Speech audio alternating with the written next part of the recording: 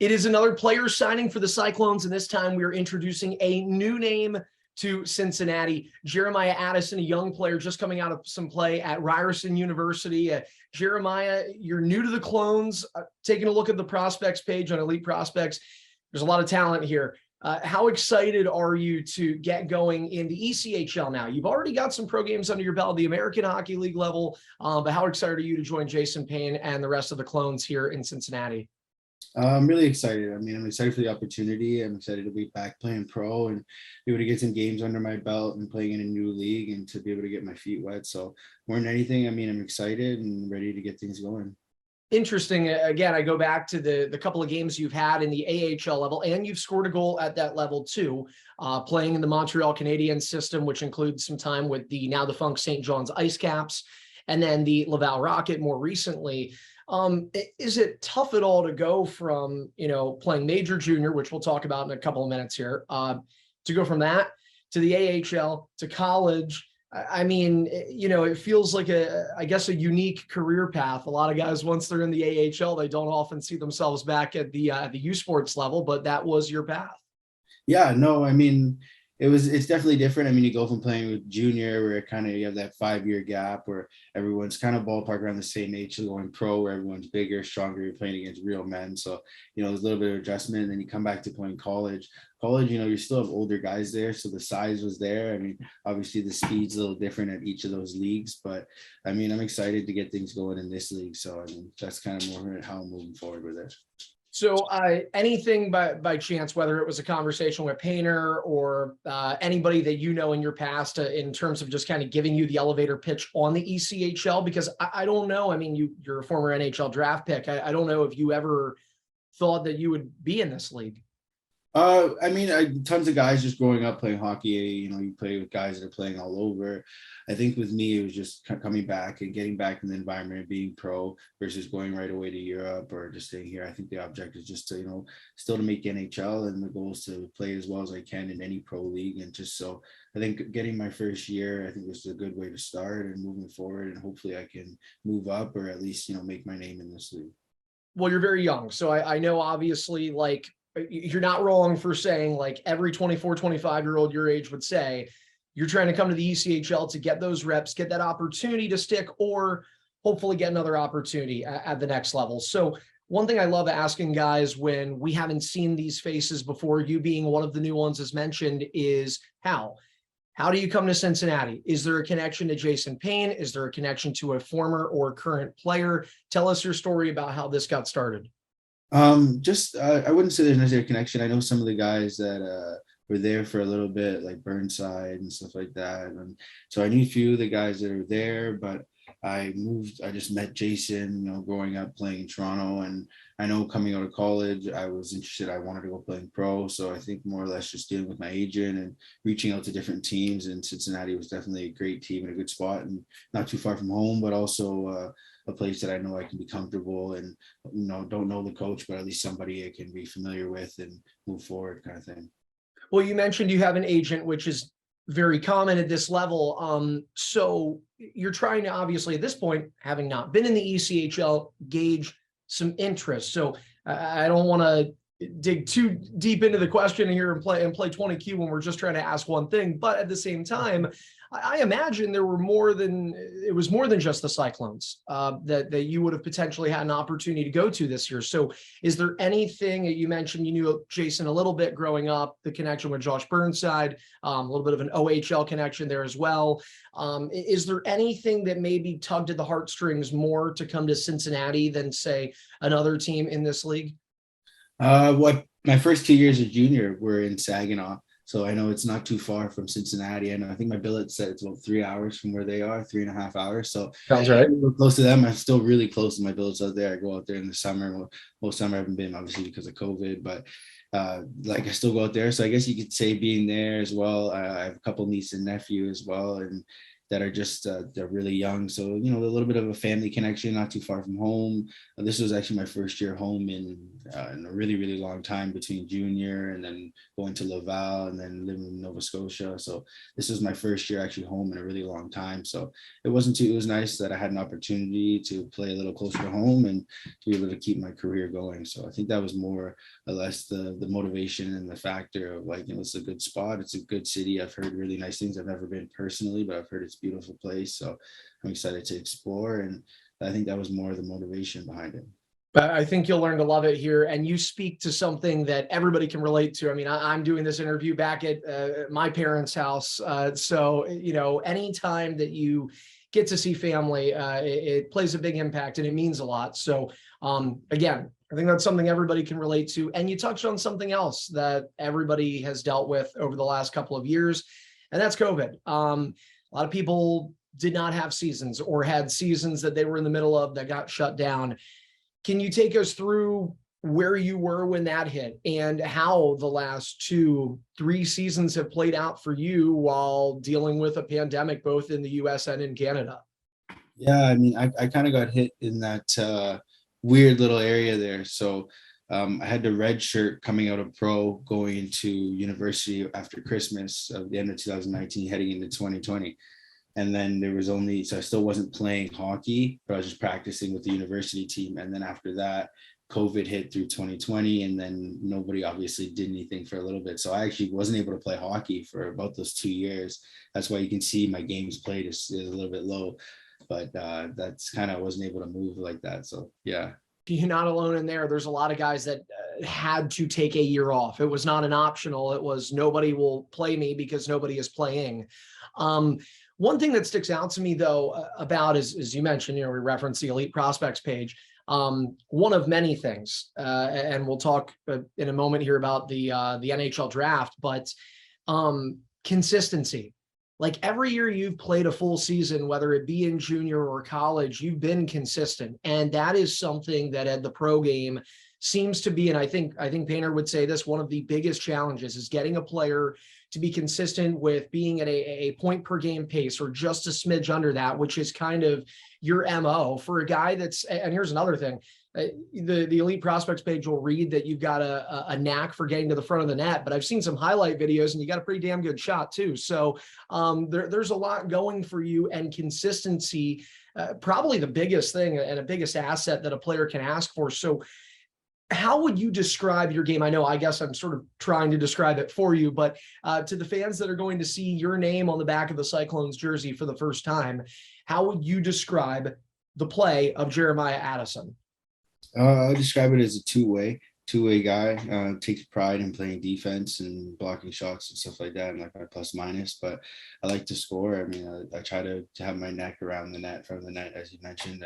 I'm good down low, so that's kind of where my bread and butter seems to be made a little more, especially as I've gotten older and stuff like that. So I would say two-way guy, likes to play down low and move the puck. That's kind of the way I would describe it. Now, like I said, though, I've seen some videos, man, and not to be shy about it. So you can get to the front of the net, but you don't have to be 5 feet away to score. That shot looks pretty good. Thank you. Yeah. So one thing, as I mentioned, that we would talk about, sort of teased it twice. Here's another thing that you have that maybe a lot of guys on the Cyclones currently don't. Is you are a former NHL draft pick. So you had breakout seasons in the OHL. You had actually captained a team to Memorial Cup championship.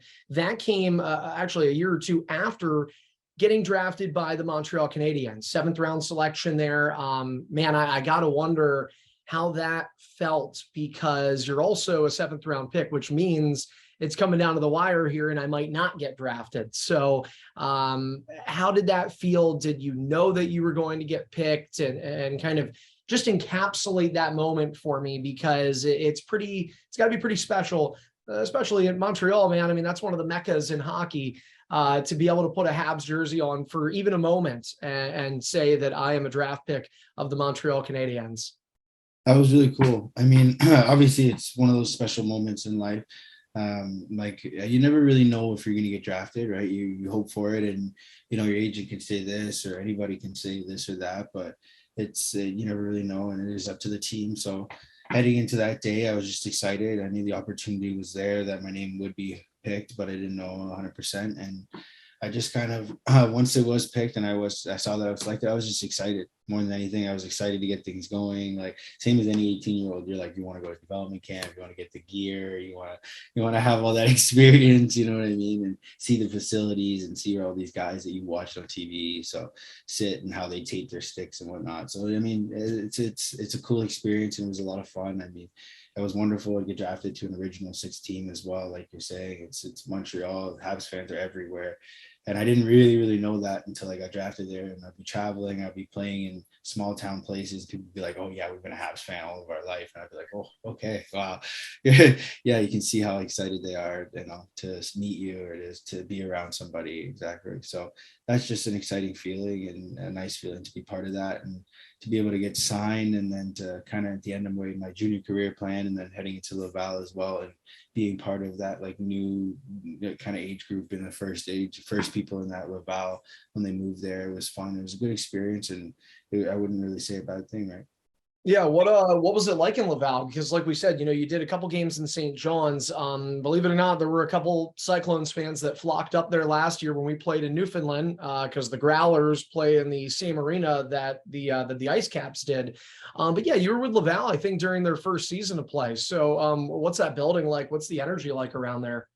It's cool because Laval, it's Montreal, you know, it's downtown, it's the island, and then you get to North Shore, which is Laval, and it's the same atmosphere, right? The fans are still there, people are still going wild. The arena is still, you know, you kind of have that, you know, Quebecois, that Montreal passion for their hockey team, and you know, you can hear it in the way they shout and stuff like that. So it's kind of it's obviously smaller, you know, it's a smaller arena, but they've tried to replicate all the same facilities that they have in the Bell Center, like from the guys' stalls and et cetera and stuff like that. So all the facilities are A1 and things like that. So it is really nice and it is a great arena to play in. It's a lot of fun.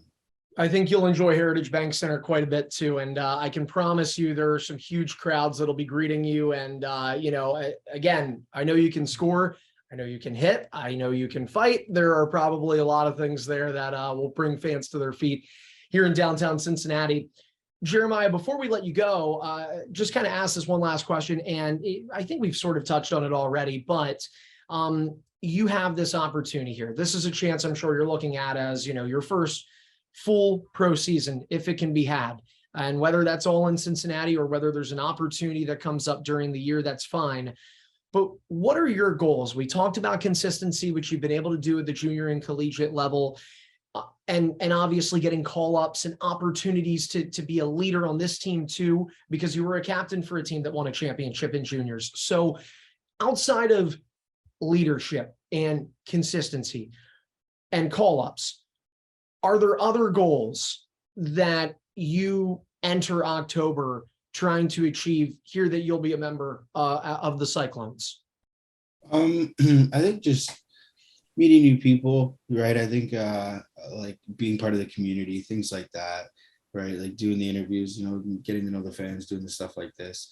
I think those are kind of my goals. I'm a little bit more of a quieter guy. I like to be laid back. Like, you know, I do my thing, you know, a little more to my side. I have my dog that, you know, it's a black lab. So me and him just kind of doing our thing. So that's kind of, I do that a lot.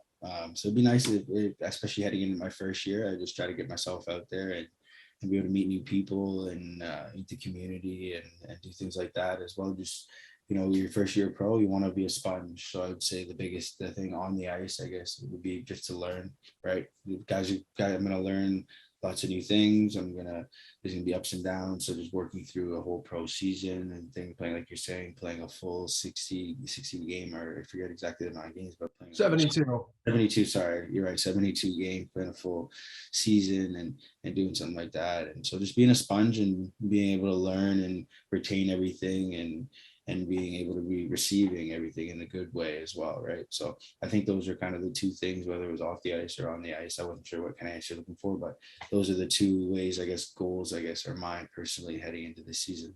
I think those are the answers we were looking for. But on top of it, I said it was going to be the last question, and then you bring up a dog, which fans love too. So, I mean, tell us a bit about that. Come on, let's end it on a happy note. You got a black lab.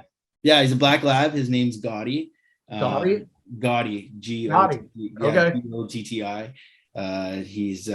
He's been with me since university. I got him for my second year, like kind of right. Like I guess you could say when everyone was getting dogs during COVID there. So right at the end of my second semester, and then he's been with me now. He'll be turning 3 in December. Wow. Yeah. So Any chance he's coming to Cincinnati? nope. Yeah, he'll be with me. He'll be there. Awesome. Well, just so you know, we have a Pucks and Pups night. So I mean, you talk about getting to know the fans and the fans getting to know you. You could have somebody. I mean, you'd obviously have to have somebody you trust, but you could have somebody maybe bring Gotti in for a couple of those Pucks and Pup nights where the dogs are welcome to come to the arena. I'm sure fans would love to meet you and Gotti. Okay, I might have to definitely get a jersey on him then and put him in there. The new team dog, we don't have one yet. Oh, okay. Well, might have to sign him up, see if we can get him in there. Well, we've got a lot of ideas here and having a lot of fun in this conversation, but that will do it for this edition of Mini Chirps and of our newest player signing, Jeremiah Addison, who will be with the team in October. Cyclones are going to have their first home game on Saturday, the 29th of that month against Iowa. It is first face-off, and you can go to cycloneshockey.com to get your tickets. Jeremiah Addison, our newest signing. Jeremiah, great chatting with you, man, and look forward to seeing you for the first time in a Cyclones jersey here in just a couple of months. Yep, sounds good. Thank you.